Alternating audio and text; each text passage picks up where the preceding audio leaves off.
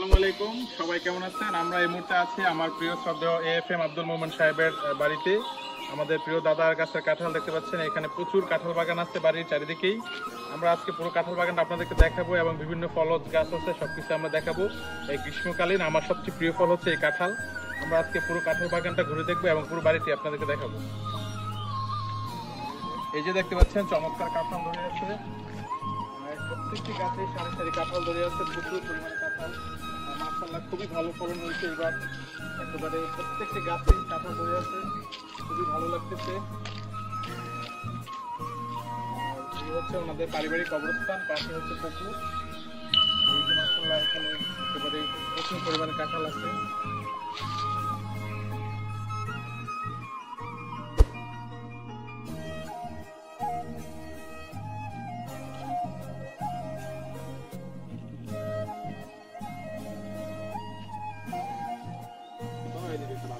এই যে দিকটাতেও প্রচুর পরিমাণে কাঁঠাল আছে, মাশাআল্লাহ দেখেন কি পরিমাণ কাঁঠাল ধরে আছে।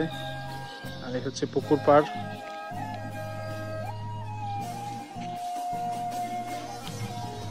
কাঁঠালের বৈজ্ঞানিক নাম হচ্ছে অটোকার্পাস হেটেরোফিলাস ম্যারাসিয়া পরিবারের অটোকার্পাস গোত্রের একটি ফল। এটি আসলে দক্ষিণ ভারতে এবং মালয়েশিয়ার বিভিন্ন বিস্তীর্ণ অঞ্চলে পাওয়া যায়। এটি আসলে মধ্যভূমিতে এবং নিম্নভূমিতে ভালো উপযোগী। এই কাঁঠাল হচ্ছে সমস্ত গাছের ফলের মধ্যে সবচেয়ে বড় ফল। এটি ওজনে প্রায় সর্বোচ্চ 55 কেজি পর্যন্ত হতে পারে এবং দৈর্ঘ্যে 90 সেন্টিমিটার এবং প্রস্থে 35 সেন্টিমিটার পর্যন্ত হতে পারে। আর শ্রীলঙ্কায় পাওয়া গেছে পৃথিবীর সবচেয়ে বড় কাঁঠাল, যেটি ওজন ছিল প্রায় 60 কেজি। এই বাড়িটিতে এখানে প্রায় 3 থেকে 400 কাঁঠাল গাছ রয়েছে এবং চারিদিকেই প্রচুর কাঁঠাল বাগান করেছেন আমাদের প্রিয় মোমেন দাদা। আমরা পুরো বাড়িতে ঘুরে দেখি।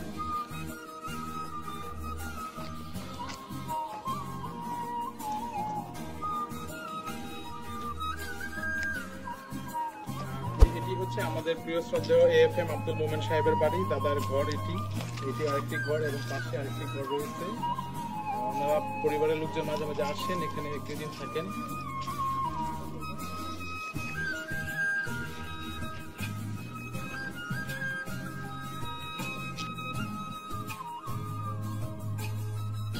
এখানে বাড়ির সামনে একটি আম গাছ রয়েছে, খুবই ভালো সুমিষ্টি একটা ফজলি, খুবই ভালো জাতের আম। এখানে রয়েছে আম্রপালি, বিভিন্ন নারকেল গাছ, কলা গাছ, নিম গাছ, অনেক কিছু রয়েছে। এখানে কাঠবাগানের গাছ আছে।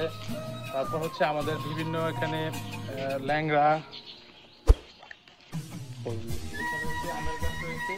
আর এই বাড়িটি হচ্ছে নওয়াজ আলী ইন্সপেক্টর সাহেবের বাড়ি, জেলা শিক্ষা অফিসার তিনি ছিলেন এক সময়। এগুলো হচ্ছে ল্যাংড়া আম, ফল, বিভিন্ন রকমের ফল এখানে আছে, সবজি কলা জাত আছে। এমনকি এখানে খামারে অনেক কিছু আছে, চাষাবাদ করে থাকেন খুবই শৌখিনভাবে। এখানে বেল গাছ আছে, দেশি আম গাছ, এখানে দেশি আম চারা রয়েছে।